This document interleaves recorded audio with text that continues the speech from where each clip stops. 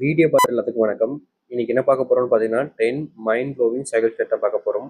And இம்பார்ட்டண்டாக இருக்கக்கூடிய விஷயம், ஒரு ஆண் உங்களை எந்த அளவுக்கு பைத்தியமா காதலிக்கிறாங்கன்றத இந்த ஒரு விஷயத்துல நீங்க பார்த்துக்க முடியும்.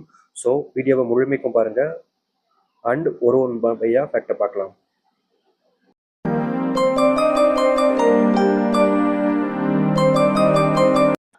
கஷ்டமாக இருக்கிறது, வலிக்கிறது என்று தெரிந்தும் உனக்கு பிடித்த ஒரு நபரை விட்டு செல்ல முடியாமல் அதே இடத்தில் தவிக்கும் அந்த ஒரு காதல் உண்மையான காதலாக இருக்கும். இது என்னன்னு பார்த்தீங்கன்னா, ஒருத்தங்களை விரும்பிடுவாங்க உண்மையாவேன்ட்டு. பட் அவங்க பண்ணக்கூடிய விஷயங்கள், அவங்க பண்ணக்கூடிய அந்த கேரக்டரான இருக்கக்கூடிய விஷயங்கள் எல்லாமே ரொம்பவே தப்பானதா தவறானதா இருக்கும். ஆனா இவங்க அவங்கள உண்மையா விரும்பிட்டதுனால என்னமோ அவங்கள எப்படி விட்டுட்டு போறது, அவங்கள என்னால விட்டுட்டு போக முடியாது, எவ்வளவு கஷ்டப்பட்டாலும் சரி வலிச்சாலும் சரி எனக்கு அவங்க வேணுமே அப்படின்னு சொல்லிட்டு தாட்லயே அவங்க கூட இருக்கணும், அவங்க தான் வேணும்னு நினைப்பாங்க. இப்படிப்பட்ட காதல் உண்மையானது தான். ஆனா அந்த பக்கம் இருந்தும் உண்மையானது கிடைக்கணும்ல. இதுவரை இல்லாத ஒரு அன்பும் காதலும் ஒரு நபரிடம் இருந்து கிடைக்கும் போது ஏன் நாம் இவர்களை இதற்கு முன்பே சந்திக்கவில்லை என்று ஏன் தாமதம் என்று மனதிற்குள் 1000 கேள்வி வருமோ. இது என்னன்னு பார்த்தீங்கன்னா, உங்க லைஃப்ல நீங்க ஒருத்தங்களை விரும்புவீங்க, அவங்களும் உங்களை விரும்புவாங்க. அந்த ரிலேஷன்ஷிப் ரொம்ப சந்தோஷத்தையும் ஹாப்பியும் கொடுக்கும். ஏன்டா இவங்களை நம்ம இவ்வளவு லேட்டா சந்திச்சிட்டோமே, முந்திக்கூட்டியே சந்திச்சிருந்தா நம்ம இன்னும் சந்தோஷமா இருந்திருப்போமே அப்படின்னு சொல்லிட்டு உங்களுடைய மைண்ட் வரலாம். அதுக்கு இம்பார்ட்டன்டான ஒரு ரீசன் இருக்குன்னு சொல்றாங்க. அது என்னன்னு பார்த்தீங்கன்னா, நீங்க இவங்களை இப்போ சந்தித்ததுக்கான முக்கியமான காரணம், இது வரைக்கும் நீங்க இந்த ஒரு கேரக்டர் அட்ஜஸ்ட் ஆகிறதுக்காக இவ்வளவு நாள் காத்திருந்ததாக ரெண்டு பேருமே அதனாலதான் இருந்தீங்கன்றதா சொல்லப்படுது. ஒரு ஆண் ஒரு பெண்ணை காதலிக்கும் போது எப்போதும் அவருடைய மனதில் ஞாபகத்தில் இருக்க வேண்டும் என்பதற்காக பல விஷயங்களை செய்வார்கள். ஆனால் கடைசியில் அது டார்ச்சராக மாறுகிறது. இங்க இருக்கக்கூடிய பல ஆண்கள் பாத்தீங்கன்னா, ஒரு பொண்ணு விரும்பும் போது அந்த பொண்ணு அவங்களுடைய நினைப்புல நம்ம எப்பவுமே இருக்கணும், அவங்க நம்ம நினைச்சுக்கிட்டே இருக்கணுன்றதுக்காக பல விஷயங்களை பண்ணுவாங்க. ஆனா இவங்க பண்ணக்கூடிய அந்த பல விஷயங்கள் இருக்கு பாத்தீங்களா, இவங்கள தான் மறுபடியும் மறுபடியும் கஷ்டத்தையும் காயத்தையும் ஏற்பட வைக்குது. ரொம்ப சிம்பிளா சொல்ல போனா, இன்னைக்கு வரைக்கும் இவங்க பண்ணக்கூடிய பல விஷயங்கள் ஞாபகத்துக்கு தான், ஆனா அது டார்ச்சராகவே மாறிடுச்சு பெண்களுடைய மனசுல. ஒரு ஆண் திடீரென்று ஒரு பெண்ணை சந்திப்பார்கள், பேசுவார்கள் பலரும். ஆனால் இதுவரை வைக்காத காதலையும் அன்பையும் அவர்கள் இல்லை. ஆனால் சந்தித்த அந்த நபரோ திடீரென்று விட்டு செல்வார்கள். அதாவது என்னன்னு பார்த்தீங்கன்னா, இவங்க திடீர்னு இவங்க லைஃப்ல ஒருத்தங்களை சந்திப்பாங்க, காதல் வரும், பாசம் வரும், அன்பு வரும், எல்லாமே அவங்க தான் அப்படின்னு நினைச்சிட்டு இருக்கும்போது அந்த திடீர்னு வந்த அந்த நபரோ திடீர்னு போயிடுவாங்க. இது என்னன்றதே அவங்களால சொல்ல முடியாது. இது உண்மையிலேயே எனக்காக வந்ததா, இல்ல எனக்கு இந்த மாதிரி வரவங்கள நம்பாத அப்படின்னு சொல்றதுக்காக வந்ததா அப்படின்னு புரியாத புதிராக இருக்கக்கூடிய ஒரு விஷயமாக இருக்கும் வாழ்க்கையில. இன்னைக்கு வரைக்கும் இப்ப வரைக்குமே இவர்களுடைய வாழ்க்கையில பெரும் கேள்விகளாக இருக்கக்கூடிய விஷயம், நம்ம இவங்களை காதலிக்கணுமா, இல்ல நம்மளை விட்டுட்டு போனாங்களா மறந்துடணுமா அப்படின்றதுதான். ஆனா இன்னைக்கு வரைக்குமே இவர்களுடைய வாழ்க்கையில இவங்களுக்கு பிடிச்ச நபர் மேல அன்புன்றது எப்போதும் இருந்துகிட்டே தாங்க இருக்கு.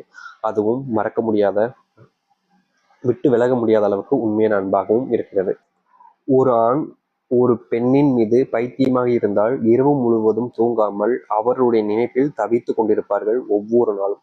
இது என்னன்னு பார்த்தீங்கன்னா, உண்மையிலே ஒரு பையனை உங்களுக்கு உங்க மேல அதிகமான அன்பு காதல் இருக்கு அப்படின்ற பட்சத்துல ஒவ்வொரு நாள் இரவுமே தூங்க முடியாம தவிச்சுக்கிட்டு இருப்பாங்க உங்க மேல அன்புனால. இதை நிறைய பேர் இப்படிலாம் யாரும் இல்லைங்க இப்ப அப்படின்னு சொன்னாங்க. ஆனா உண்மையை சொல்லணும்னா பல ஆண்கள் அவங்களுடைய மனசுல அவங்க பிடிச்ச நபரை விட்டுட்டோமே, அவங்க போயிட்டாங்களே அப்படின்னு சொல்லிட்டோம், இல்ல அவங்க கூட நம்ம எப்பவுமே இருக்கணுன்றதுக்காகவும் அவங்கள நினைச்சு வருத்தப்படுறாங்க ஒவ்வொரு நாளுமே தூங்காம. நான் சொல்றது புரியுதுங்களா? இங்க இருக்கக்கூடிய பல ஆண்கள் தன் வாழ்க்கையில் தன்னை பிரிந்த பெண்களை தன்னுடன் இருப்பதாக நினைத்து கனவிலையும் தனக்குத்தானும் நினைத்து கொண்டும் அவருடன் சந்தோஷமாக வாழ்கிறார்கள். இப்படிப்பட்ட ஆண்களும் காதலிக்க செய்கிறார்கள், காதலும் இருக்கிறது. இது என்னன்னு பார்த்தீங்கன்னா, இங்க இருக்கக்கூடிய சில ஆண்கள் மட்டுமே அவர்களுடைய வாழ்க்கையில எப்படின்னா, தனக்கு பிடிச்ச ஒரு பொண்ணை இன்னை வரைக்கும் மனசுல விரும்பிக்கிட்டே இருக்காங்கங்க. ரொம்ப எளிமையா சொல்ல போனா, அவங்க இவங்க கூட இல்லை, அவங்களுடைய வாழ்க்கையில இவங்க விட்டுட்டு போயிட்டாங்க. ஆனா இவர்களுடைய நினைவுகள்ல அவங்க எப்போதும் இருக்காங்க. அவங்க மேல அந்த அன்பு பாசம் எப்போதும் இருந்துகிட்டே இருக்கு. இமேஜினேஷன்ல ஒரு வாழ்க்கையை வாழ்றாங்க, அவங்களோட வாழ்றதா நினைச்சுக்கிட்டு வாழ்க்கையை இப்பவும் வாழ்ந்துகிட்டு இருக்காங்க. ஒரு ஆணும் பெண்ணும் காதல் தோல்விக்கு பிறகு இவர்களை மறக்க வேண்டும், வேறு ஒரு வாழ்க்கை அமைத்துக் கொள்ள வேண்டும் என்று ஆசைப்படுகிறார்கள். ஆனால் அந்த இடத்தில் உண்மையாக காதலித்திருந்தால் மறக்க முடியாமல் தவிக்கிறார்கள். அதாவது ரிலேஷன்ஷிப் முடிஞ்ச அந்த ஒரு தருவாயில ஆணா இருந்தாலும் சரி பெண்ணா இருந்தாலும் சரி வேற ஒரு ரிலேஷன்ஷிப் கிடைக்கும், இல்லை நம்ம வேற ஒரு லைஃப் அமைச்சுக்கணும், நம்மளுடைய வாழ்க்கையை வாழணும்னு ஆசைப்படுவாங்க. ஆனா பிரச்சனை எங்க இருந்து ஆரம்பிக்கும் அப்படின்னா, இவங்க எந்த ஒரு நபரை விட்டுட்டு வெளியே வந்தாங்களோ அவங்க மேல உண்மையான காதல் வச்சுட்டா மறக்கவும் முடியாது, அந்த ஒரு ரிலேஷன்ஷிப்ல இருந்து வெளியே வர முடியாம தவிக்கிறாங்களாம். ஒரு ஆண் உங்களை பைத்தியமாக காதலிக்கிறார்கள் என்றால் பைத்தியத்தனமான காதல் இருந்துச்சு என்றால் நிச்சயமாக எத்தனை கஷ்டங்கள் இருந்தாலும் சரி, நீங்க வந்து பேசுனீங்க அப்படின்னா அந்த ஒரு நிமிஷத்துல மறந்துடுவாங்க, சந்தோஷம் மட்டுமே அமையும். அதாவது ரிலேஷன்ஷிப்ல எப்போ தெரியுமாங்க சந்தோஷம் கிடைக்கும்? அது ஒரு எக்ஸ்ட்ரீம் லெவலுக்கு போகும்போது. ஆனா நமக்கு பிடிச்சவங்க அப்படின்ற போது மட்டும் அந்த இடத்துல வந்து பேசுறாங்க, நம்ம எவ்வளவு கஷ்டப்பட்டாலும் சரி பேசுறாங்க, ஒரு சாரி சொல்றாங்க, ப்ளீஸ் அப்படின்னு சொல்றாங்க, அந்த மாதிரி சொல்லும்போது நம்மளை அறியாமலே நம்ம அதுல சந்தோஷப்படுவோம். நமக்கு அவங்க மேல இருக்கக்கூடிய அந்த பாசம் நம்மளை சிரிக்க வைக்கும். அந்த அன்பு, இந்த அன்பு போதுண்டா வாழ்க்கையில, இதுக்கு மேல என்னடா அப்படின்ற அளவுக்கு கேள்வி கேட்க வைக்கக்கூடியதாகவும் இருக்கும். ஒருவர் வேண்டாம் என்று சொல்லும் போது அவர்களை நாம் பிடித்து நம்முடன் வைத்துக் கொள்ள முடியும். அப்படி செய்தால் அது இன்னும் உங்களை காயப்படுத்தி விடும். என்று சொன்னால் தள்ளி இருங்கள் அவர்களுடைய சந்தோஷத்திற்காக. உங்க லைஃப்ல நீங்க ஒருத்தங்களை விரும்புறீங்க, அவங்களும் உங்களை விரும்புறாங்க. ஆனா அவங்க வேணாம் என்னை விட்டுருன்னு சொல்றாங்க. ஆனா நீங்க அவங்கள பிடிச்சு வச்சுக்க முடியுங்க சத்தியமா. அப்படி நீங்க பிடிச்சு வச்சுக்கிட்டீங்கன்னா லைஃப் லாங் நீங்க தான் வருத்தப்படுவீங்க. இன்னும் அது உங்களை காயப்படுத்தும். அவங்களுடைய வாழ்க்கையில பல நாட்களுக்கு அப்புறமா நீங்க யோசிப்பீங்க அதை செய்யாமல் இருந்துட்டாங்க. அதனால இப்பவுமே தள்ளி வாங்க. அவங்களுடைய சந்தோஷத்தை நீங்க பார்த்து சந்தோஷப்படுங்க, தப்பே இல்லைங்க. ஆண்களோ பெண்களோ காதலிக்கும் நபரிடம் நீங்கள் கண்ணீர் விட்டு அழுகிறீர்கள் என்றால் கட்டாயமாக அவர்கள் மனதில் உங்கள் மேல் இருக்கும் நம்பிக்கை என்பது இல்லாமல் போய்விடும். அதற்கு காரணம் இவர்கள் இவ்வளவுதானா என்ற எண்ணம் வரும். ரிலேஷன்ஷிப்ல எப்போதுமேங்க இந்த அழுறதுன்றது ரொம்பவே கஷ்டமான ஒரு விஷயம் தான். நமக்கு பிடிச்சவங்க தான் நம்ம அழுறோம், மனசை விட்டு அவங்ககிட்ட தான் அழ முடியும், அது உண்மைதான், இல்லைன்னு சொல்ல மாட்டேன். ஆனா நீங்க விரும்புற நபர் உங்களையும் அதே அளவுக்கு விரும்புறாங்க அப்படின்னா அவங்க கிட்ட நீ அழும்போது அவங்க உங்களுக்காக என்ன வேணாலும் செய்வாங்க. நீங்க தான் அவங்களுடைய வாழ்க்கைன்னு நினைச்சு உங்களுக்காக எதை செய்வதற்கு முன் வருவாங்க. ஆனா அவங்க அப்படி இல்லை, அவங்க வேற, அவங்களுடைய தாட் வேற அப்படின்ற போது அவங்க கிட்ட போய் நீங்க அழுதுங்க அப்படின்னா அவங்களுக்கு என்னடா இது டார்ச்சரா இருக்கு, இவன் இப்ப பாரு இப்படியே புலம்பிக்கிட்டே இருக்கானே அப்படின்ற ஒரு எண்ணம். என்ன இவன் இப்பயும் அழுதுகிட்டு இருக்கான், ஆம்பளை என்ன அழவா செய்வாங்க அப்படின்னு சொல்லிட்டு அப்படி தட்ட ஒரு தாட் வரலாம். கடைசியில் ஆக மொத்தத்தில் என்ன நடக்கும்னா நீங்க யாருக்காக இவ்வளவு விஷயங்கள் பண்ணீங்களோ, யாரை நம்பி இவ்வளவு விஷயங்கள் சொல்லி அவங்க கிட்ட கண்ணீர் விட்டு அழுதீங்களோ கடைசியில் அவங்களுக்கே உங்களை பிடிக்காமலே போயிடும். ரிலேஷன்ஷிப்ல தான் கண்டிப்பா இந்த ஒரு ஃபீலிங்கை வெளிப்படுத்த முடியும், நான் நிச்சயமா இல்லைன்னு சொல்ல மாட்டேன். ஆனா அதெல்லாம் தாண்டி ஒரு விஷயம் இருக்குதுங்க. நீங்க அவங்க மேல வச்சிருக்கக்கூடிய காதல் அளவுக்கு அவங்களும் வச்சிருக்கணும்ல.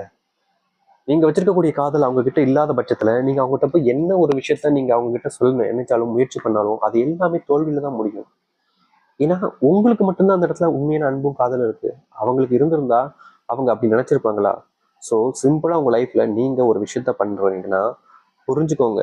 அழுகுறீங்க அப்படின்னா ரிலேஷன்ஷிப்ல அதில் நீங்க ஏமாந்து போவதற்கான வாய்ப்புகள் ரொம்ப அதிகமா இருக்கு. ஸோ லவ் பண்றீங்க அப்படின்ற போது உங்க பிடிச்சவங்ககிட்ட சில விஷயங்களை தவிர்க்கணும்னா முதல்ல உங்களுடைய கஷ்டங்களையும் நீங்க அவங்க முன்னாடி அழுறதையும் தவிர்க்க பாருங்க. உண்மையை சொல்லணும்னா யார் ஒருத்தவங்க அழுகுறாங்களோ அவங்க மேல இன்னும் ரிலேஷன்ஷிப் கூடுன்னு சொல்லுவாங்க. ஆனா அந்த ஒரு விஷயம் உங்களை இன்னமும் காயப்படுத்துவதற்கான வாய்ப்புகளும் இருக்கு.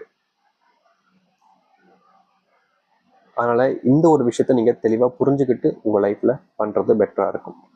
இப்போ நம்ம இந்த ஒரு டாபிக்ல ரொம்பவே இம்பார்ட்டன்டான சில முக்கியமான விஷயங்களை பார்த்து தெரிஞ்சுக்கிட்டோம். கண்டிப்பா இது உங்களுடைய வாழ்க்கையில ரொம்பவே யூஸ்ஃபுல்லா இருக்கும் இந்த லவ் விஷயங்கள்லாம் நினைக்கிறேன். ஸோ கைஸ் இதே மாதிரி வேற ஒரு விஷயம் வீடியோ பார்க்க வரைக்கும் see you, bye bye.